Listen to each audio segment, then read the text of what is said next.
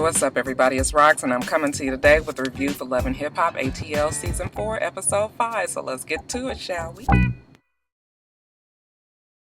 Alright you guys, let's start with the shit that don't matter first. Kirk and Rashida. Now Kirk is stressed out because he says that he is totally over budget, that he has taken the money from their savings and drained it all in this house that he and Rashida are building. I'm thinking to myself like, no Kirk, what you really did was drain all the money in a fucking apartment in Buckhead somewhere that you're trying to pass off as a goddamn studio. Okay y'all, this is the storyline that Rashida and Kirk insist on rolling with. Okay, so I mean, if that's what they want to roll with, y'all, I guess. Now he's over budget. I'm thinking to myself like, what the fuck you trying to build a goddamn house? All these subdivisions in Atlanta, all of these homes that were foreclosed on, and you trying to, what the fuck you trying to build a house for, nigga? If you don't take your ass to one of these subdivisions, sit your ass down in the office and put a contract on the house and let them build the motherfucker. As a matter of fact, you ain't even gotta build shit. Like, I don't understand, what are you trying to prove? I know it's cool to be able to build your own house, but when money tight, fuck you trying to... Y'all, I promise you, it's foolishness. Now, D-Lo down at the construction site, because he trying to tell them what to do. He gonna put some windows in or something. All of a sudden, here come Rashida, y'all, and you know how she is, okay? She who-banging because she been just getting all these notifications on her phone. Kirk's taking money out of their account. And for whatever reason, the nigga done took $32,000 out their account today. I said... 32,000. Listen, I ain't in these folks' pockets. I don't know what. I'm gonna ask you. Do you think that D-Lo and Rashida got 32,000? More of you guys is fucking trying my patience to goddamn day. They might very well have $32,000 in the bank, okay? She has a business and supposedly is successful. And it costs money to build a fucking house. I mean, $32,000, maybe he had to pull this money out because he fixing to lay all the rooms with the granite. You know, we gonna put granite in the kitchens, in the bathrooms, around the fireplace. I mean, maybe it was something like, look, I don't know. I mean, she know they building the damn house. Maybe D-Lo needed the money for something legitimate. But 32,000, I said, y'all is really trying to make us go with this story. Okay. That's what you want? Okay. So Rashida, you know, what is this? I'm getting all these notifications about $32,000. Really, Kurt? Really, she's just mad because she ain't got no damn store like Carly does. Shit, you spending money like crazy getting apartments and putting granite in the fucking houses, and Carly got a billion businesses, bitch.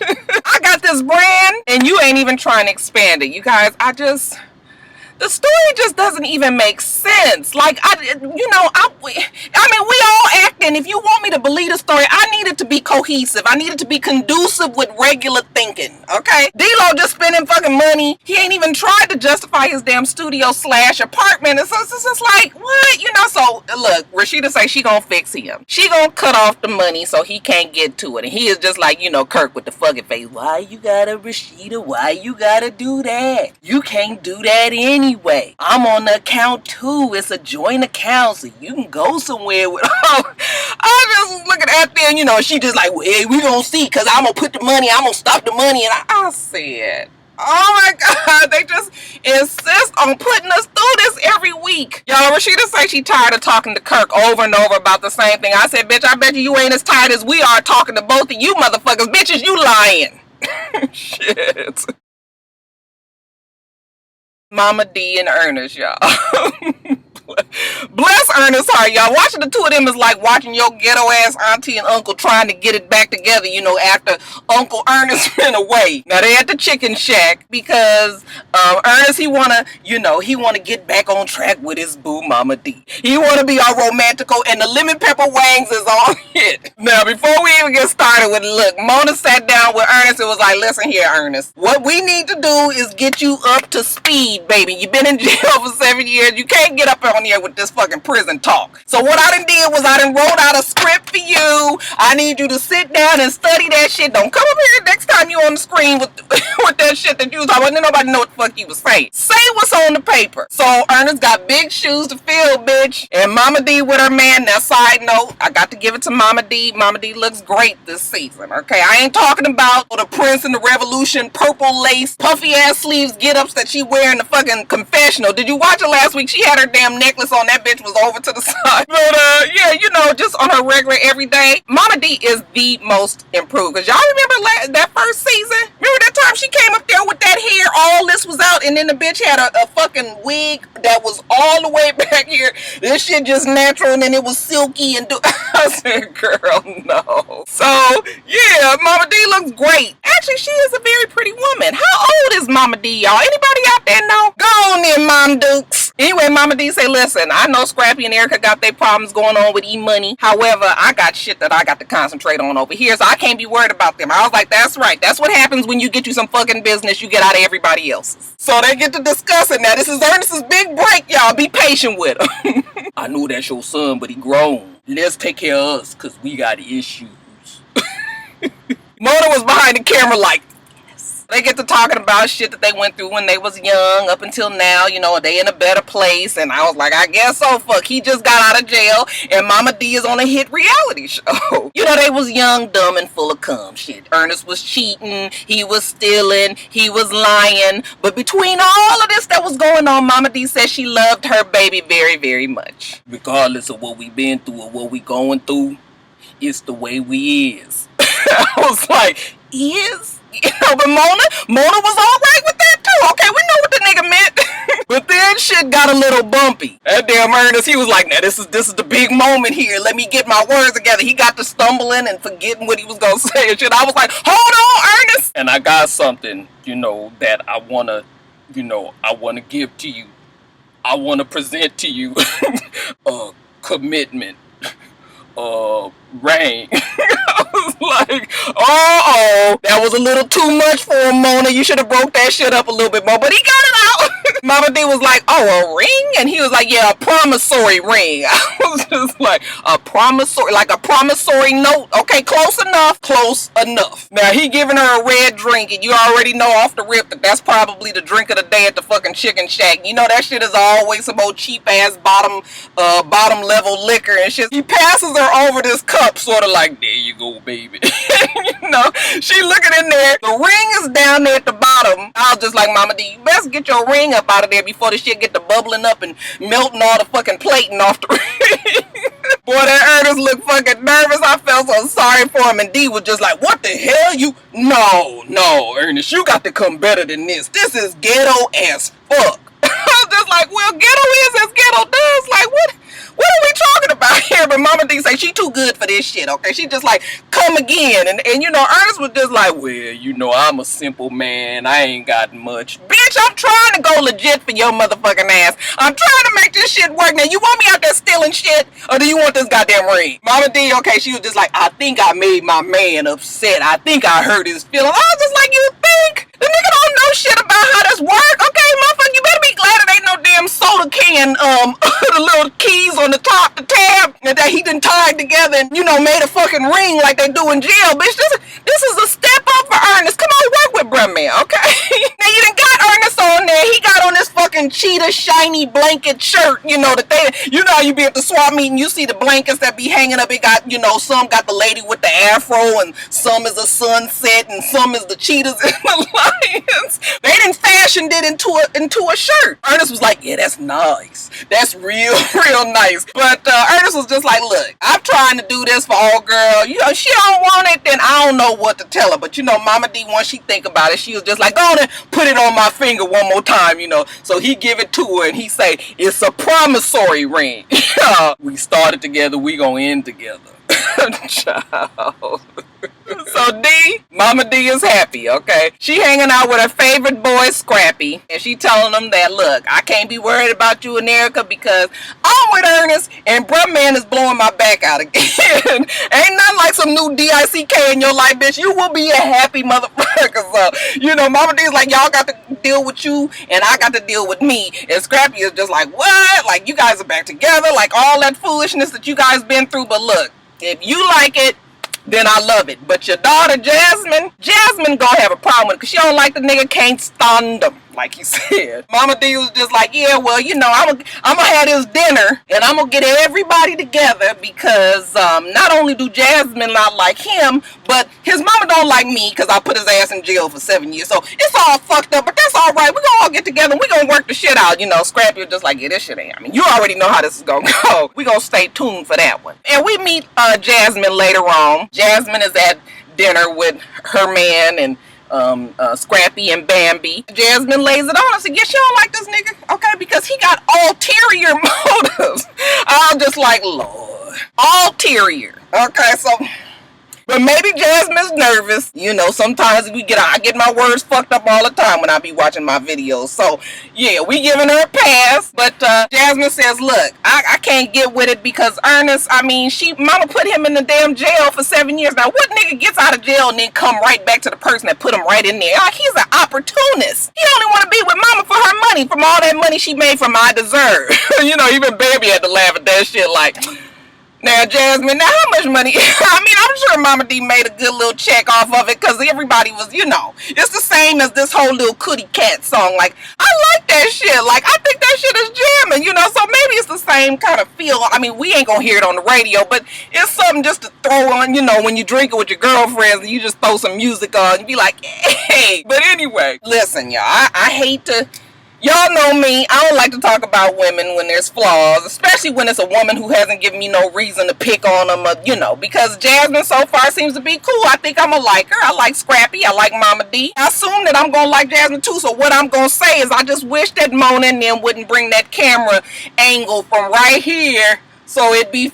Because why you guys got to flash it in her mouth? I don't know if there's a tooth missing or if there's a gap. You know, when you looking from down below, you can't really tell what the issue is there. So I was just like, Mona, you's a fucking bitch. You know good damn well you could have did that camera from the other side. I mean, y'all just gonna keep on showing this child something going on right over in that area there. Because when she's talking flat on, I can't even see it. But y'all, anyway, you guys, Jasmine, JJ, whatever they call her, she says she ain't here for Mama D and Ernest. Are you? I am, actually.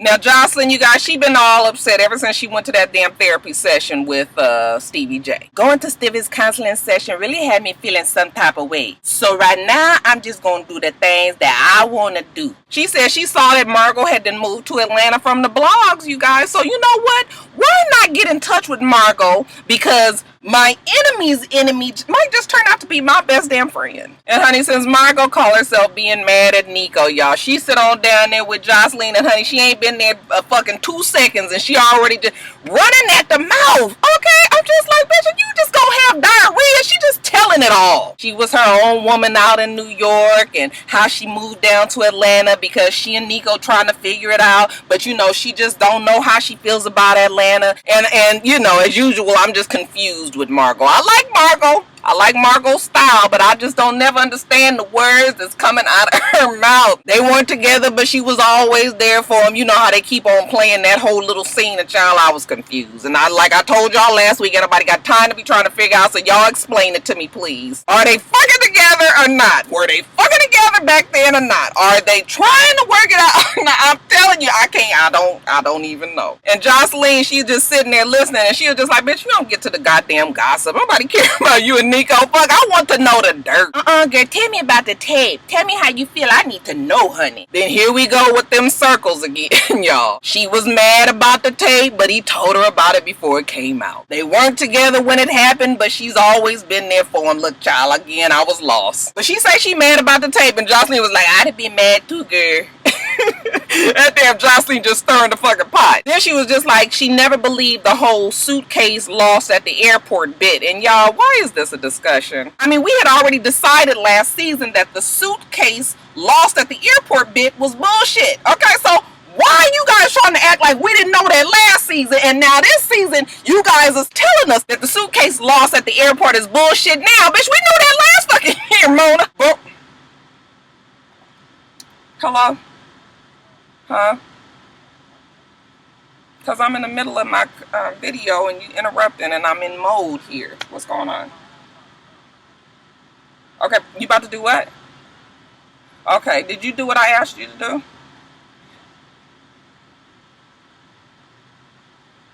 Hello? Joseph, this nigga got the nerve to put me on fucking... Hello? Did you need to did you do what I said? Pick up the stuff that's in your room? Why?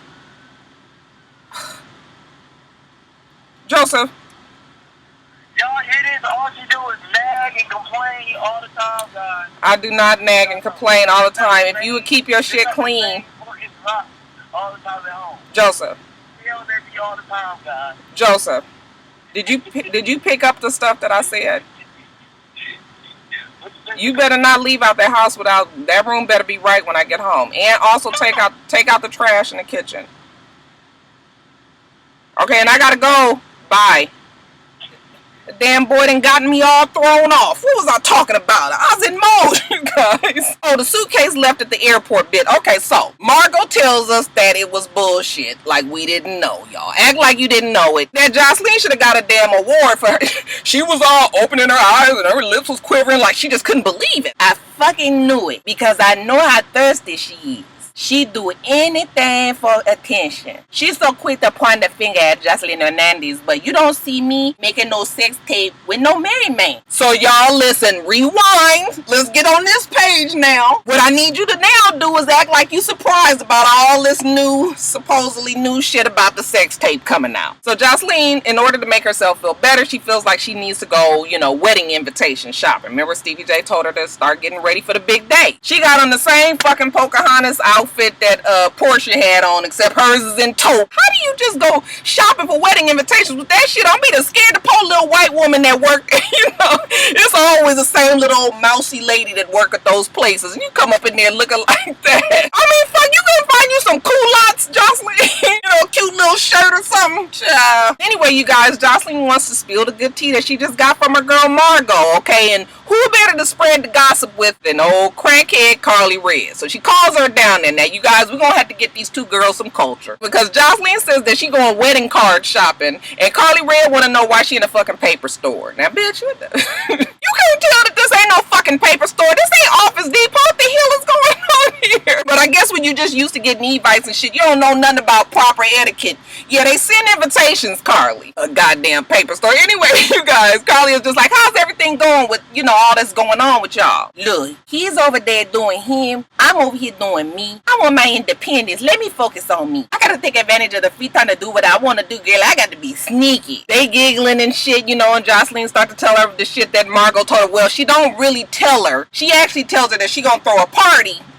Look, I don't even understand where the party came in. Mona ain't got time to be trying to link stories correctly, bitch. We having a fucking party. Joseline says that she gonna invite, fly different type of girls. Not ugly like Mimi with her big fucking forehead. Okay, so we having a party now. Okay, so who to invite? Well, Joseline says that she really likes Kalina, but Kalina just had a baby, so she can't, and plus Kalina trying to hold on to her little bit of monies too. Carly says definitely not no Rashida, definitely not no Erica, because we already know the drama with them. Now, I don't want to be looking at them bitches. Definitely K Michelle. K should be there. And then K has this friend Jessica Dimepiece. She say she know you, Joseline. We was never really that cool. Like, was we cool? Like, on the phone, like, girl, okay, I love you. No, yeah, girl, I love you. Okay, bye. No, we was never like that. Honey, Joseline said people come from her past with the fool of fucking niggatry, okay? So she got to be looking at motherfuckers with her good eye all the time. I ain't mad at you, Joseline. So Joseline said, no, we ain't trying to go there with Jessica Dimepiece. We just gonna invite, some other girls, and we ain't gonna fool with that, okay? So now, who else? Because right now, we ain't got about but 3-4 people coming to this damn party. Now, real fast, let me change gears here. You know how Faith Evans is always on all the black award shows? And the shit always seem real random because usually at the time that she's on the award show, she ain't got no album out. Ain't nobody been talking about Faith. Don't nobody remember, when the next album is coming out. But we always like to see her on the stage because she can sing her ass off and, it makes us feel good. Okay, well, apparently that shit happens for reality shows too. That shit was the most random. It was just like, now why Faith Evans? I mean, what's going on? Why is she coming on the show? Maybe she do have an album coming out. But I was happy to see Faith. Faith coming there. She just trying to give a pep talk to Stevie J, okay? He in rehab. He got all his problems. She was just like, I know you got it in you. You talented. You come on and get back on track and maybe we can do some work together, okay? And Stevie, he giving her the promise, that he gonna make it happen because evidently she got this album duets that she's trying to do, I guess some old tracks that they have with Biggie and her. and do this collaboration, which I would totally be there for, okay? Because One More Chance is like, y'all, that's at the top of my list. So that's it. Okay, I guess they had to give Stevie J a little bit of something in this episode. Whatevs. Now, moving on to this damn party. Okay, Joseline, she done invited some Vegas showgirls from Planet Hollywood or something. They got the fucking headpieces on and everything. And they supposed to be teaching us how to salsa. Okay? Y'all can't see my legs, but this is me salsa. Now, Mona got a newbie up her sleeve, you guys. Primadonna. And y'all ain't heard shit about Primadonna coming on the show. I was like, Mona, you done pulled a fast one on us. Primadonna is a cute girl. And it looks like, from what we can tell right now, Primadonna is there strictly to stir the pot. Now, supposedly, she is an Instagram sensation. She says she caters to celebrities. I don't know what the fuck that means. You know, when I hear people say they cater to celebrities and they don't give me no information on what they do, I automatically think call girl. But supposedly she's made all this money on Instagram selling waist trainers. Y'all motherfuckers know how y'all like waist trainers. They sell them motherfuckers real big right now. And from what I can tell, Primadonna probably got a waist trainer on her damn self right now, because the bitch can barely walk. And y'all, I'm telling you what, I know from experience that them goddamn waist trainers is fucking rough. I went on and bought into the Kool-Aid like everybody else and bought my damn waist trainer. Y'all, me and my friend at work, I was excited about putting that shit on. We almost broke our fingers trying to get that shit on. She had her one foot on the goddamn wall, and I was holding on to the goddamn paper towel dispenser. Y'all, we got that shit on. I was sweating, and y'all said, what the fuck? I got to go through all this just to try to have a little ass weight? Man, please, okay? I guess that shit is good for when you small, but when you got a little bit of something in the middle, honey, I don't understand why I got to be in all this pain just for a little bit of vanity. Okay, so yeah, I'm cool on the waist trainers. Roxanne just gonna have to remember to hold her damn stomach in. But anyway, getting back to Primadonna. Joseline tells us, I don't fool with too many of them bitches from Miami, but I met Primadonna through my homegirl, Black China. So I guess maybe China is probably gonna be on the show eventually too. Primadonna is telling us, that she is going to have this big party and that she gonna sell all her shit, all her waist trainers and whatever else the fuck she sell. And I was just like, bitch, I like you already. Okay, because you gonna use this goddamn platform. First episode you on and you already talking about your brand and your shit that you sell, bitch. That's how you do it. I'ma like Primadonna, I think. So while they sitting there talking, somebody knocks at the door and this is big old suspense, Carly's just like, who is that? That better be a man, the crackhead. Joseline was just like, this just for you, Carly. And she goes and open the door, and who do you think it is, you guys? It's Margo. And Carly was like, shit, I didn't know she was really gonna invite her, but shit, let's sit down and get this gossip. Okay, so like before, old mouth almighty tongue everlasting, sit down, and she gonna tell all the business again, y'all. Again, I was confused. Okay, she with Nico, but not really. She here in Atlanta, but they not together, but she live underneath him and all that. Honey, Primadonna ain't got time for this shit. She said, so you guys are swingers? She was like, no, we're not swingers. Well, what the fuck is it? Margo, she trying to explain to us how she failed and all of that. Honey, Joseline was like, bump all of that. Okay, shit, she got something to say. I'm just gonna tell y'all the icing on the cake. Mimi is a dog ass bitch. And after she lays it on him that the sex tape was all Mimi's idea, again, we act surprised, you guys. Did you guys act surprised? Remember to act surprised. Now, lastly, you guys, Mimi says that she was real excited about Stevie J and her business venture with him, and then he had to go get himself committed to rehabilitation. But hey, one monkey don't stop no show. I'm not going to let my missing business partner stop my hustle. The first thing that I'm going to do is make things right with Tiffany Fox. From the last time that they were all together, okay, and Tiffany was at the venue, Stevie J, he cut up a fool, okay? He was drunk, he was belligerent, he was yelling, he embarrassed Mimi. And as soon as they sit down, Mimi apologized and was like, girl, I'm sorry that he was acting the way he did, but he was drunk, he got a problem, he in rehab now. You guys, I was just like, why does she feel that it's okay that you trying to secure somebody as your client and you tell him that your fucking partner is in rehab? Nigga, do you think that that's what the white folks do? No, that ain't what the white folks do. You better say that the nigga is on vacation. He away, but he gonna be back. But Mimi said, girl, it ain't nothing but a thing. Okay, let's do this. I got the producers ready. You know, the ones that was laughing at me in the video that was circulating when I was going off and I was drunk and I was telling people that they ain't got no right to judge me, and if they judge me, they need to judge themselves and everything. Remember, it was JD, it was Brian Cox, Polo the Don, Rico Love. Yeah, she got all of them lined up. So of course these names start to pique some of Tiffany's interest, because now Tiffany, she tells her, like, look, I got a manager and she been with me from day one. However, I kind of like the way you talking right now, okay? And that is code for, I got a fucking manager that ain't doing shit for me right now, so what can you do? So Mimi was like, yeah, I can sit you down with all of them. They all lined up. Okay, shit. They was all laughing at me and fuck, I made a fool out of myself. The least they can do is, you know, do me a solid and come on and sit down in the studio with you. Okay, so Tiffany is happy about that. Now next, Mimi meets with Jessica. And Jessica, even though everybody has kind of warned her against Mimi, she want to see what they can do. I think Jessica Dime might be the perfect artist to add to the roster of MF Management. I was just like, roster? Bitch, you ain't got no fucking body. I mean, Tiffany is a maybe. Roster, bitch. Nothing from nothing leaves nothing. Okay, you got to have J-O-B. And they sit down, they talk, and Jessica's giving her whole life story to Mimi, how she was a stripper, but she was using the money to go into the studio and lay the tracks. And, you know, Mimi is very impressed because even though Jessica was a stripper, at least she was in the studio, and at least she did have a contract with Flo Rida. So at least we know that this one might be a little bit more legitimate than, you know, a lot of these other motherfuckers running around saying that they rapper. And I want somebody to raise their hand and tell me, what is Flo Rida doing right now? Anybody? Anybody. So after Jessica tells her story, then Mimi, you know, starts up with her spiel. You know, I'm starting this, and my partner Stevie J was around, but he's not right now because he's in rehab. And I was like, bitch, will you ixnay on the ehab, Ray? White folks, tell me. Vacation, right? But Mimi, y'all, she running off. She's in her whole little spiel. Okay, so she's telling her, we can do this. Now Mimi thinks that it's going to be a good idea to get both of them in the studio together. I'm thinking, like, why would you put two people that ain't got shit established in the studio together? Maybe you should try to put one with somebody that's a little bit more known. I mean, you guys, I'm not really no business major, nothing, but don't that make sense to you? And Jessica was just like, yeah, I kind of know about her, but I don't really know too much. And, you know, Mimi was just like, well, you guys can maybe come together and, you know, don't judge until you know. And, you know, Jessica was like, yeah, that's all fine and good, but look, I'm a handful. If you're gonna be managing me, you ain't gonna have time for nobody else. I was like, what the fuck is it with these people that ain't got shit, ain't an established artist, and they want a motherfucker to devote all their time to you? Didn't I just say nothing from nothing, leave nothing? Fuck, I'm just gonna be sitting. What am I managing if your ass is sitting at the house? I think I could do a little bit more, you know, other than just trying to figure out when the hell you gonna go to the kitchen and make you a goddamn sandwich. Mimi was just like, well, what we gonna do is we can try to do something together and see how it goes. And you guys, Jessica was like, yeah, we can do a short time contract.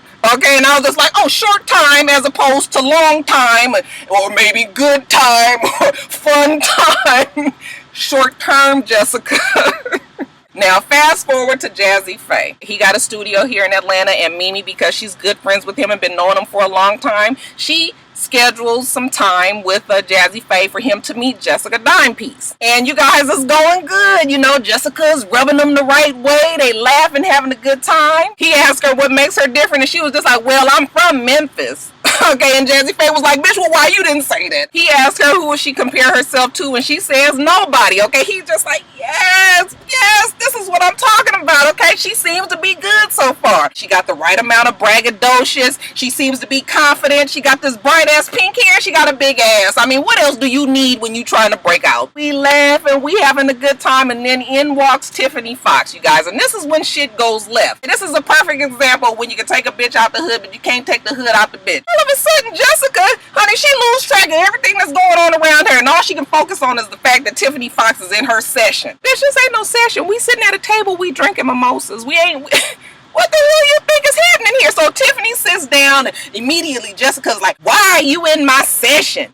Because Mimi invited me here, you know. She's going on and on like, ain't nobody talking to you. I don't care. You ain't supposed to be in my session. Why are you in my session? She mad. She told Mimi, like, I already told your ass that you was not going to be having time to be managing nobody. And Mimi was trying to tell the girl that she was not managing her, but of course she couldn't get no word in edgewise. She going on, it's her session. Get out of her session. Don't talk to her, you know, call her an old bitch. And look, and Tiffany was just just like, you know what, fuck this. This damn Mimi is a rookie. She don't know what the hell she doing. Why would you invite two people to a studio and not even tell them what the hell is going on? You know what, I'm out. All I was trying to do was get these girls in front of Jazzy Faye. He cleared his schedule. He gave us 1 hour. So here we are. And people start acting a fool. And now I'm gonna have to be the one to clear all this up when it's all said and done. So like I said, Tiffany Fox was like, you know what, peace. And Jessica, honey, she feeling real accomplished. Like, huh, I'm glad that bitch is gone. Looks over at Jazzy Faye like, can you believe the fucking disrespect? And he was just like, bitch, are you really sitting here talking to me about disrespect? You was acting a fool in my damn studio.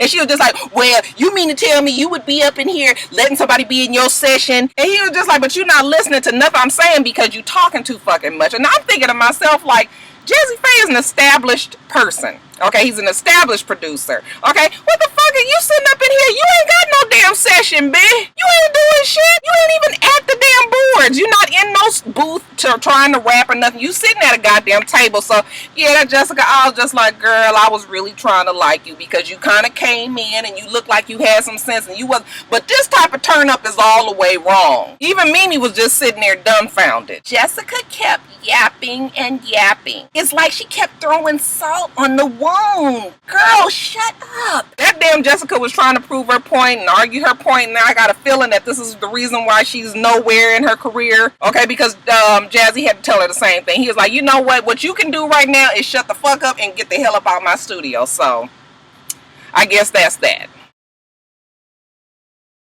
Alright, you guys, so that's it. Make sure that you rate, comment, and subscribe to the channel. I'm itsrox. The channel is for itsrox and only for itsrox. Everything I do will be in the bottom bar. And I hope that you have a wonderful, wonderful rest of your day, and I plan on doing the same. Until next time, Roxstars. Bye.